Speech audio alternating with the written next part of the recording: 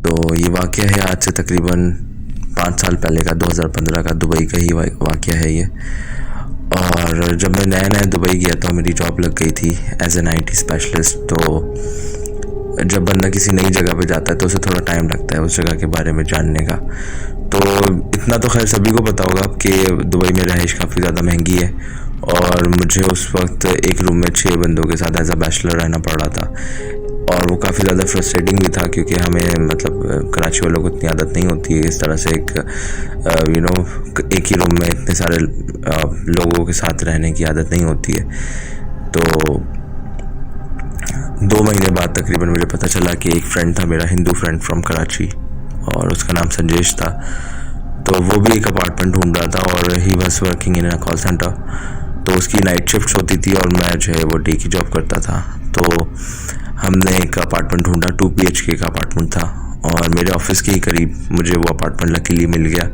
Walking distance था मेरे office से मेरी रहाइश और ऑफिस के बीच में, लाइक हार्डली 2 मिनट्स की वॉक होती थी। तो मैं आपको थोड़ा सा एड्रेस भी बता दूं कि मेरी रहाइश और या मेरा ऑफिस किधर था। मेरा ऑफिस था एट्रियम सेंटर में, और एट्रियम सेंटर पड़ता है बर्द दुबई में, अल फहीदी मेट्रो स्टेशन और बर्जुमान मेट्रो स्टेशन के बीच में एक बैंक स्ट्रीट, एक जगह है बैंक स्ट्रीट कहलाती है। तो वहीं पे मेरा ऑफिस था और उसके तकरीबन 2-3 बिल्डिंग्स छोड़ के मेरी रहाइश थी। तो 3rd फ्लोर पे हमने एक अपार्टमेंट लिया, 2 BHK अपार्टमेंट। तो 2 BHK का ऐसा रहता है कि एक बेडरूम होता है, उसमें एक वॉशरूम होता है, एक हॉल होता है जो हम उसको dining hall as a dining hall use करते थे, और वहीं पर LED लगी होती थी, और उसी के साथ एक अटैच किचन होता था और एक पाउडर वॉशरूम होता था।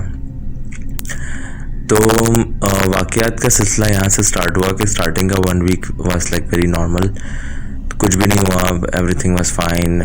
मैं जब सुबह 7 बजे ऑफिस के लिए निकल रहा होता था तो मेरा दोस्त उस वक्त जॉब से वापस आ रहा होता था। तो हम लोग की क्योंकि ऑफ टाइमिंग्स थी, तो वाक़यात का सिलसिला यहाँ से स्टार्ट हुआ कि बहुत छोटी छोटी चीज़ों से स्टार्ट हुआ। जैसे कि मैं जब नहाने जाता था सुबह और घर में कोई नहीं होता था, तो लिटरली बाहर से कोई स्विच लाइट का बंद कर देता था, और बाकायदा स्विच की आवाज़ भी आती थी, ठक करके एक आवाज़ आती थी कि मतलब लिटरली जैसे लाइक किसी ने बंद किया हो। तो ये चीज़ मेरे साथ मैंने नोट किया, लाइक कंटिन्यूसली होने लगी। तो मैंने अपने रूममेट से पूछा कि उसके साथ भी क्या यही प्रॉब्लम होती है।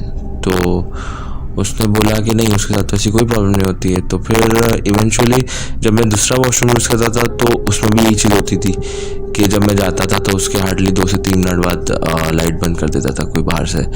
तो ये काफ़ी स्पूकी था। तो मैं इसमें कुछ स्टार्टिंग में at that time I used to think कि या इसका कोई साइंटिफिक रीज़न होता होगा कि स्विच गर्म हो जाता होगा, वो ऑटोमेटिकली बंद हो जाता होगा।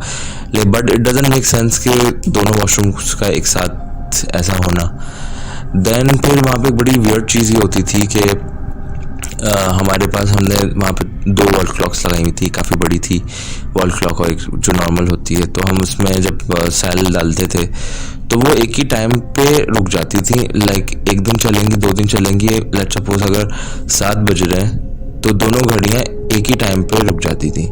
7 बजे होते थे दोनों घड़ियों में, फिर निकालते थे हम, सेल चेंज करते थे, फिर टाइम सेट करते थे, फिर वो रुक जाती थी दोनों एक साथ। जैसे लाइक 10 बज रहे हैं तो 10 बजे रुकी हुई है। तो ये काफ़ी वियर्ड सी चीज़ थी कि इवन हम लोगों ने फिर सेल डालना ही बंद कर दिया था कि क्योंकि बिकॉज हम वी हैव सेल फोन्स, तो हम इसमें टाइम देख लेते थे, कोई ऐसी बड़ी बात नहीं है।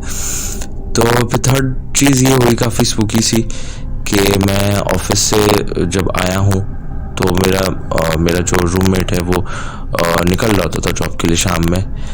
तो हम लोग का जो डोर था वो ऐसा जो सर्कुलर वाला हैंडल होता है वो था उसमें। तो मैंने जैसी चाबी लगाने के लिए किया तो वो ऑटोमेटिकली अंदर से लॉक घुमा और वो खुद ब खुद खुल गया, और मैंने अभी चाबी लॉक में लगाई भी नहीं थी। तो ये काफ़ी ज़्यादा शॉकिंग था, क्योंकि मुझे लगा शायद मेरा फ्रेंड जो है, मतलब रूममेट जो है, वो प्रैंक कर रहा है मेरे ऊपर, पर ऐसा नहीं था और वो सो रहा था। तो जो है ये भी काफ़ी वियर्ड था, इसको भी मैं काफ़ी दिनों तक सोचता रहा कि यार ये क्या है, और इसका बहुत मैंने लॉजिक लगाया लेकिन किसी कंक्लूजन पे मैं पहुंच नहीं पाया। तो हदियाँ पार हो गई। एक दफ़ा ऑफ वर्किंग आवर्स में मेरे पास कॉल आती है मेरे रूममेट की, और वो मुझसे कहता है कि अगर तुम्हें मेरी ड्रिंकिंग प्रॉब्लम से इतनी ज़्यादा प्रॉब्लम थी, ड्रिंकिंग हैबिट से इतनी प्रॉब्लम थी, तो तुम मुझे बता देते तो मैंने उसको यही कहा कि नहीं यार, मुझे तो कोई भी प्रॉब्लम नहीं थी। तो कहता है कि नहीं, तो तुमने तो सारी मेरी बॉटल्स तोड़ दी हैं। तो मैंने कहा नहीं नहीं, ऐसा बिल्कुल भी नहीं है, और जब मैं सुबह ऑफिस जा रहा था वाकई ऐसा कुछ भी नहीं था, everything was fine, everything was normal. तो उस पर थोड़ी मेरी और रूममेट की बहस हुई। तो जब आया हूँ ऑफिस से तो मैंने वाकई देखा कि सारी बॉटल्स वगैरह सब टूटी पड़ी हुई थी। तो खैर वो फिर बात आई गई हो गई, हम दोनों ने मतलब इग्नोर कर दिया कि नहीं, हो गया होगा, कुछ मिस्टेक हो गया होगा समथिंग। देन हद यहाँ पे पार हुई कि एक दफ़ा मैं सो रहा था, तो first time I got to know कि व्हाट इज स्लीप पैरालिसिस। तो सुना बहुत था, लेकिन वो मैंने फर्स्ट टाइम उसको एक्सपीरियंस किया। तो हुआ कुछ यूँ कि मैं काफ़ी गहरी नींद सो रहा था, और and I was getting distracted with something, कि कोई चीज़ मेरे पैरों से टकरा रही थी, कोई बड़ी नरम मुलायम सी चीज़ थी और वो मेरे पैरों से टकरा रही थी, and I was getting disturbed, I was getting distracted. तो मैंने आंखें खोली तो मैं क्या देखता हूँ कि एक ब्लैक ड्रेस में एक लड़की खड़ी है, और उसके बाल आगे आए हैं, उसके बाल इतने लंबे कि मैं बेड पे लेटा हूँ, लेकिन उसके बाल इतने लंबे कि मेरे पैरों से टकरा रहे हैं, और वो चीज़ मुझे डिस्टर्ब कर रही थी। एंड एट दैट टाइम मैं अपना हाथ पैर मूव नहीं कर पा रहा था, कुछ भी नहीं, और मुझे आइडिया हो गया था कि या it's okay, it's a slip paralysis. तो मैं देखता हूँ कि उस लड़की के दोनों हाथ बाकायदा लंबे होते हैं, और एक हाथ वो मेरे रखती है लेफ़्ट शोल्डर पे, और एक हाथ से वो मुझे चोक करना शुरू होती है। तो मैं जो भी मुझे आयतें वगैरह आती थी, मैंने आयतुल कुर्सी वगैरह पढ़ी। तो मतलब ये तकरीबन चला होगा, तकरीबन 6 से 7 मिनट के लिए ये चीज़ चली। उसके बाद फिर वो everything was fine, everything got normal. Then फिर मैं काफ़ी देर बैठा रहा अपनी जगह पे, अपने बिस्तर पे, सोचता रहा कि ये हुआ क्या था। देन फिर मैं जब वॉशरूम गया हूँ तो मुझे हल्का सा पेन फील हुआ अपने लेफ़्ट शोल्डर में। तो मैंने देखा कि मेरे शोल्डर पे 4 उंगलियों के निशान थे। So this is really strange, क्योंकि स्लीप पैरालिसिस में आई डोंट थिंक कि आफ्टर स्लीप पैरालिसिस कोई ऐसी चीज़ रह जाती है कि एज एन एविडेंस। तो ये काफ़ी अजीब था, ये मुझे समझ में भी नहीं लगा कि था क्या, कि जो है स्लीप पैरालिसिस हुआ मेरे साथ, और फिर उस एक बाकायदा मुझे एविडेंस मिल रहा है कि जहाँ पे उस चीज़ ने हाथ रखा था तो उसके हाथों के निशान थे, उंगलियों के निशान थे मेरे लेफ़्ट शोल्डर पे। तो ये काफ़ी वियर्ड था। देन हद यहाँ पार हो गई कि एक दफ़ा हाँ नहीं, इससे पहले एक और वाक़या हुआ था। इससे पहले ये हुआ था कि मैं अपने रूम पे आया हूँ, तो मैं देखता हूँ कि मेरा जो रूममेट है, इट वाज फ्राइडे को ऑफ होता है, तो मैं देखता हूँ कि मेरा रूममेट सो रहा है, लेकिन उसने गाने चलाए हुए, सॉन्ग्स प्ले किए हुए कुछ सिस्टम में। तो मुझे काफ़ी अजीब लगा कि यार ये सो रहा है, लेकिन इसने मतलब स्पेशली गाने लगाए हुए बाकायदा।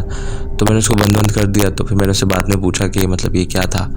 तो उसने कहा नहीं कुछ नहीं, वो बस ऐसे ही मैं बस सुनते सुनते सो गया था जनरली। तो ऐसा 2-3 बार और हुआ था, लेकिन उसने मुझे बताया नहीं कि मतलब ये रीज़न क्या था इसके पीछे। तो लास्ट जो चीज़ मुझे स्टिल याद है कि मेरे साथ जो हुई थी वो ये हुई थी कि मैं सो रहा था और मेरी आँख खुली है जैसे कोई लकड़ी की मेज़ खिसकाता है। तो इस चीज़ से मेरी आँख खुली, तो मुझे समझ नहीं आया कि मतलब ये किस चीज़ की आवाज़ है, क्या है। तो मैं बहुत ज़्यादा नींद में था, मैं उठ के बैठा हूँ। तो मैं अपने हॉल का जो है एक बल्ब चला के रखता था, तो वहाँ से एक रोशनी आती थी जो कि मेरे डोर को टच करती थी। तो डोर और लाइक फ्लोर में थोड़ा सा गैप होता है, तो उसमें से बाकायदा लाइट विजिबल होती थी। तो मैं देखता हूँ कि कोई लड़की है, क्योंकि उसके बाल विजिबल हो रहे थे उसके शैडो में। तो मैं शैडो देखता हूँ एक लड़की का जो कि क्रॉल कर रही है, क्रॉल कर करके आगे बढ़ रही है।